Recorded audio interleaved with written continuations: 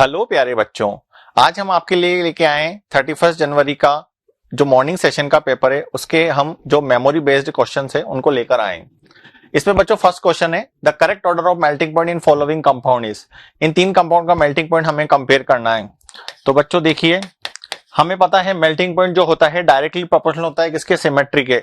तो सबसे ज्यादा सिमेट्रिकल स्ट्रक्चर कौन सी बच्चों, पैरा वाली। तो सबसे ज्यादा जो मेल्टिंग पॉइंट आएगा वो आएगा थर्ड वाले का, पैरा डाइक्लोरोबेंजीन। अब सेकंड स्ट्रक्चर में देखेंगे बच्चों, मेल्टिंग पॉइंट के बीच में मेल्टिंग पॉइंट जो होता है वो डायरेक्टली प्रोपोर्शनल होता है पैकिंग एफिशिएंसी के। मतलब पैकिंग एफिशिएंसी मतलब उनके बीच में इंटरस्टिशियल जो स्पेस होना चाहिए वो कम होना चाहिए। बच्चों यहाँ पे स्पेस कम है और यहाँ स्पेस ज्यादा है, इसका मतलब इस वाले की पैकिंग ज्यादा बेटर है। तो थर्ड के बाद आएगा फर्स्ट, फिर उसके बाद आएगा सेकेंड। ये था बच्चों फर्स्ट क्वेश्चन जो मेमोरी बेस्ड था। इसके बाद हम इसके सेकेंड क्वेश्चन पे चलते हैं। देखिए बच्चों, सेकंड क्वेश्चन लिखा हुआ है which artificial sugar have higher sweetness value in comparison to cane sugar. ये केमिस्ट्री इन एवरीडे लाइफ से डायरेक्ट क्वेश्चन है। एक केमिस्ट्री इन लाइफ में आपको टेबल दे रखी है, उसमें सारे। तो बच्चों एस्पार्टेन, सैकरीन, शुक्रोलिन और एलिटेन। एलिटेन करीब करीब बच्चों 2000 टाइम जो होता है वो केन शुगर से जो है ज्यादा स्वीटनर होता है। तो इसका जो आंसर आएगा वो आ जाएगा डी आंसर। देखिए बच्चों question number 3, choose the correct option for the following conversion. ये अगर देखें तो बच्चों दोनों हाइड्रोजन सेम साइड है, सिस एल्कीन है, और यहाँ पे बच्चों दे रखी है हमें ट्रांस एल्कीन। तो इसको इसमें हमें कन्वर्ट करना था। तो देखिए बच्चों, इसको कन्वर्ट करने के लिए क्या करते हैं हम, आपके पास यहाँ पे 4 ऑप्शन दे रखे थे, हम इसका सॉल्यूशन देखते हैं। देखिए बेटा, इसकी रिएक्शन हमने किससे कराई, Br2CCl4 से। तो अगर Br2CCl4 से कराएंगे तो बच्चों इस तरह का कंपाउंड बन जाएगा। हालांकि इसमें हम स्टीरियो केमिस्ट्री मेंशन नहीं कर रहे हैं, स्टीरियो केमिस्ट्री के साथ भी कर सकते हैं, लेकिन हमें बस डायरेक्ट कन्वर्जन करना है। फिर इसके बाद इसकी रिएक्शन हम किससे कराएं बच्चों, एल्कोहलिक OH। आपको पता है बच्चों एल्कोहलिक OH के साथ हीट करते ही कौन सा मैकेनिज्म होता है, E2 मैकेनिज्म। तो E2 मैकेनिज्म में देखिए बच्चों PHC डबल बॉन्ड, यहाँ पे ये Br और यहाँ पे CH और ये मिथाइल। यहाँ पे बच्चों E2 रिएक्शन हो जाएगी। ये वाला हाइड्रोजन सबसे ज्यादा एसिडिक है तो ये H और ये वाला Br बाहर निकल जाएगा। फर्दर बच्चों हम क्या करें, इसकी रिएक्शन NaNH2 के साथ हीट कर दे, सोडामाइड के साथ हीट कर दे। सोडामाइड के साथ हीट करोगे तो फिर अगेन E2 रिएक्शन हो जाएगी और हमारे पास बन जाएगा ये एल्काइन। आप चाहें बच्चों यहां से डायरेक्ट यहाँ इसको बनाने के लिए डायरेक्ट सोडामाइड से भी हीट कर सकते हैं। फिर बच्चों इसकी की रिएक्शन से हमें एल्काइन बन गया और हमें क्या चाहिए, ट्रांस एल्किन। ट्रांस एल्किन के लिए हम इसका कराते हैं बर्च रिडक्शन।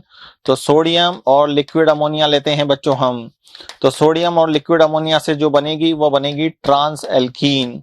तो ये वाला कन्वर्जन वाला सवाल बच्चों आपसे आज जेईई मेन के एग्जाम में पूछा गया था। बहुत ही आसान सवाल था, एकदम एनसीईआरटी बेस्ड। इसके बाद नेक्स्ट सवाल पे करते हैं बच्चों हम। Next question number 4, which of the following gives aromatic amines. कौन एरोमेटिक एमीन देगा। देखिए बच्चों ये फंक्शनल ग्रुप पहचानिए सबसे पहले। ये फंक्शनल ग्रुप है अमाइड।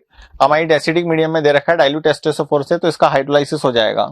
देखिए बच्चों इसका हाइड्रोलाइसिस ऐसे करेंगे, कार्बन नाइट्रोजन में नाइट्रोजन की इलेक्ट्रोनेगेटिविटी ज्यादा है तो यहाँ पे H और यहाँ पे OH। तो ये हमारे पास बन जाता है NH2। मतलब हमसे क्वेश्चन में पूछा है एरोमेटिक एमीन्स, तो एरोमेटिक एमीन्स बन गया। दूसरी रिएक्शन देखेंगे बच्चों CONH2 के साथ, अमाइड के साथ Br2NaOH। ये रिएक्शन होती है हॉफमैन ब्रोमाइड रिएक्शन।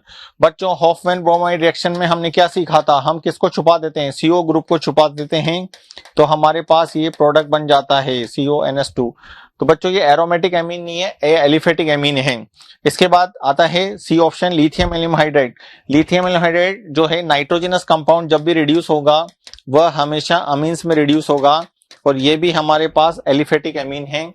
इसके बाद जो डी ऑप्शन है बच्चों, नाइट्रोबेंजीन का लिथियम एल्यूमिनियम हाइड्राइड के साथ रिडक्शन।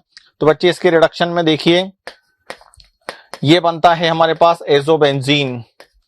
नाइट्रोबेंजीन का रिडक्शन कराते हैं लिथियम एल्यूमिनियम हाइड्राइड से तो बनता है एजोबेंजीन।